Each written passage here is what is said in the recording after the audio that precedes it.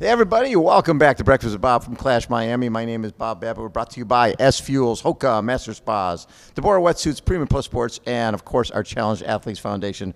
Our next guest, just one of the greatest triathletes on the planet. What he did in Challenge Roth and destroying that course record was fun to watch. Mr. Magnus Ditlev joins us. Magnus, it always makes my day when we get to chat. How are you doing? I'm great, Bob, and we've had the opportunity to chat many times, and it's always a pleasure. It's always such a treat because you're always kicking butt and taking names. So I was talking to your friend this morning, and I said, "Is Magnus always so calm?" He says, "Yeah, Magnus is just very relaxed, but something happens when he puts his race suit on. Yeah. It's almost like Superman stepping into the phone booth. All of a sudden, it's boom. You feel it as soon as you put your race suit on that you're a different person." It's not something I think of, I don't say to myself, I have to make this switch, or right. It just happens very naturally. I think it's, some people say I look really angry or so when I'm racing. I just think it's more like focus. And focusing on the task ahead. Yes. So it's not something I really try to put on myself, or it's just really natural. So when I look at Challenge Roth, and I mean, the times just seem silly. 46, 47 for a sub 4 hours for the bike, 3:57, and a 2:37 marathon, 7:24. I mean, it's ridiculous. But were you ready for that type of day? Did you feel that my training says I'm going to have maybe the best race I've ever had?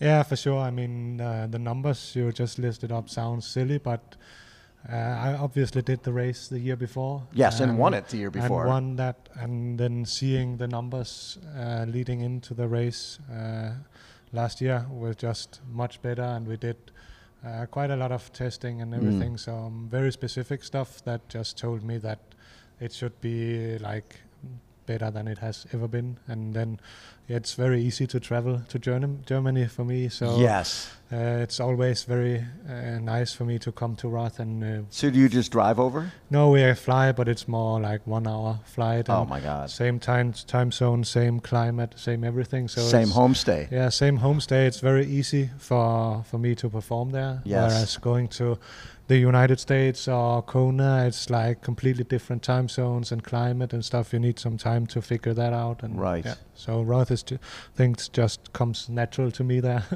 So this year, the T100, this is a shorter distance series, but what's nice about it is, every time you go to start line, there's 19 other guys there who are also world-class athletes. And so the competition is going to be fierce.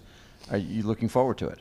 Yeah, for sure. I'm really looking forward, like a small child. I've been, Christmas waiting. morning. Yeah, for sure. And it's Christmas morning. First race of the season, always special. And I mean, if you then don't get excited about racing against the best guys in the world frequently, then yes, you're probably not doing the right thing. So I really like it. And you have raced on the racetracks between Daytona and here a bunch, and it obviously suits you well. Yeah, I think it suits me well. It's like strongman courses, both yes. of them.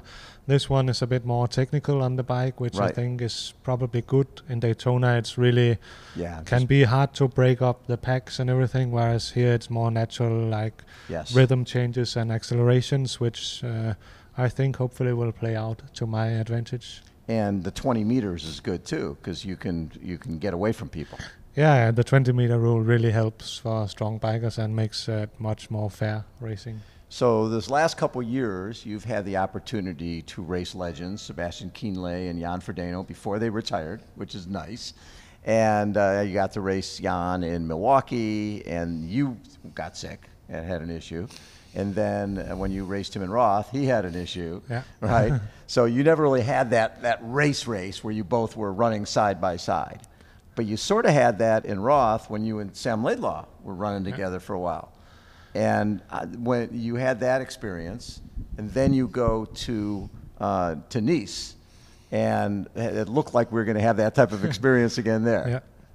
Yeah, that was it was a difficult situation for me to accept during the race. I thought in Roth I felt like I was the stronger, yes, especially on the bike and also on the run. And then in Nice, he just absolutely destroyed everyone. So it was amazing to see. But for me personally, it was really difficult to deal with during the race, getting splits that he's just pulling away all the time, even though I wasn't really, like, I was putting out probably some of my best numbers. So right. I could just see my own numbers were really good. So it was really nothing you can do. Tough mentally. Yeah, but as you say, there's nothing you can do. Well, and also nothing you can do when you've got somebody running 2:32, Yeah. Patrick Lange, the best runner in the sport, coming through. And the good news and bad news. Good news is multiple loop course, so you can see him. Bad news, he keeps getting closer. yeah, Patrick is, I've raced him many times actually, Yes. and he's only beaten me once, and that was in Nice. So, and we have been making fun of that quite a bit, that he thought that he would never be able to beat me. Unfortunately, He got you there. He got me in Nice. That was so. But that was that Nice course, that bike course, and we talked beforehand that you felt people were saying, "Oh, you're too big for the Nice course," but you had a great race there. Yeah, I mean, I did really well. I think analyzing it afterwards, it was probably the best numbers on the bike I've ever done in an Ironman. So that tells me a little bit that it's probably not suiting me that well as we thought it would. Right.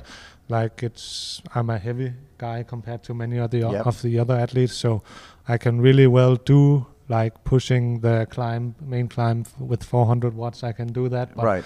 I can do that fine on the bike, but it's like there is a budget of energy you can expend throughout a day of 8 hours of racing. And Right.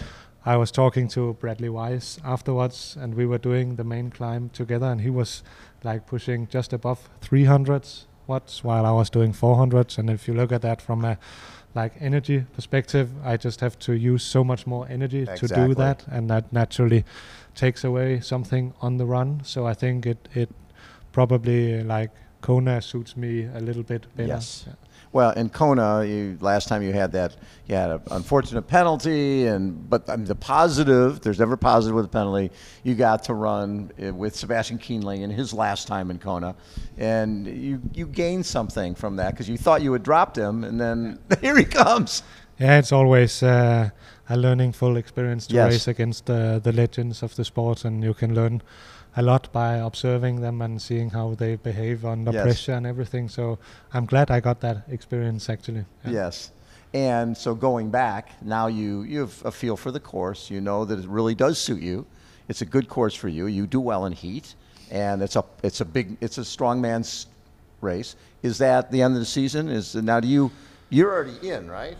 Yeah. Yeah, you're already qualified because of everything. Yeah, from last year, from Yeah. Ironman. From which race? Yeah, I qualified in Nice, and then I validated right. validated in Florida. So Oh, that's right. Yeah. So you're done. Yeah. So now you can just focus on T100, do the speed stuff. Will you do? Exactly. Will you go and try for a 3-peat in Roth? That may be, yeah. You can't, Yeah, Howard. we'll You see. got to go back to Roth. Come Yeah. on. You can't have that world-class race and then go, I'm not going back. Yeah. So that's having Roth as sort of a lead-in to Kona with all the other speed work. That's a great season. I think it's close to a perfect season. Yeah. Maybe it's quite a lot of races, but I've done that before, and I wouldn't like turn up to Kona without having done an Ironman in the same season. Right. Then it would just be too long between Exactly. Florida and Kona. So I think it's a perfect combination of a lot of stuff. If you look at it, it's like high caliber, feels everything. I will not do any like usual 70.3s or usual Ironman races. So it's only like the T100. You'll be only where there's world-class fields. Yeah, exactly, and I love that. So That's the best. Well, because you're world class, you want to be, you want to hang out with other top athletes, and you've never been somebody who shies away from the spotlight and shies away from the best talent. You want to know where you stand. Yeah, exactly. Yeah. Because when you went to Nice, Sam had a better day, Patrick had a better run. That's all you can do, and then you go back and start training again. Yeah, you can only do as much as you can. You can't really control what other Exactly. people are doing in the races. So Yes, love it. Always a pleasure, Magnus. You are the absolute best. Such a treat to get to chat with you. thank you. Thanks for Okay. having me. Go put your race suit on We'll do that. and go hurt people. Magnus Ditlev has been our guest, everybody. Again, Breakfast with Bob, Clash Miami. Hold on. We will be right back.